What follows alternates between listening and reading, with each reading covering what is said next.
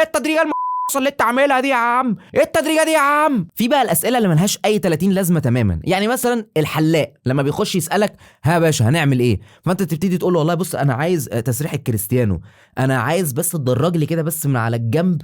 تمام. بالمناسبه ايه رايكم في التدريجه؟ وانت كمان بقى اصلا جاي عامل ريسيرش، جايب بقى ايه صور من على بينترست وجايب فيديوهات وجايب ريلز وجايب حاجات عشان خاطر تطلع التسريحه اللي انت عايز تعملها. وهو يبتدي يقول لك اه طيب تمام ماشي. وبعد ما بيعمل كل الكلام ده كله يسالك هتعمل ايه، هو بيعمل التسريحه اللي على كيفه اللي على مزاجه. تقول له ما تاثرش ياثر، تقول له مش عارف انا عايز التدريجه منين يعملها لك ايه. وبعد ما بتخلص هو تقعد تقول له ايه التدريجه اللي انت عاملها دي يا عم؟ ايه التدريجه دي يا عم؟ فلو انت ليه سالتني اصلا؟ يعني انت فشخت لي شعري وضجعت كتفي من وقفتك، كل شويه قاعد عمال بتكارك في كتفي، وفي الاخر عملت التسريحه اللي انت عايزها. بتسالني هعمل ايه اصلا ليه من الاول؟ ما تشتغل يا عم وخلاص بقى، ما تسالنيش ما تقوليش، ملهاش اي لازمه خالص. وانت نازل من الميكروباص وتقول له بس معلش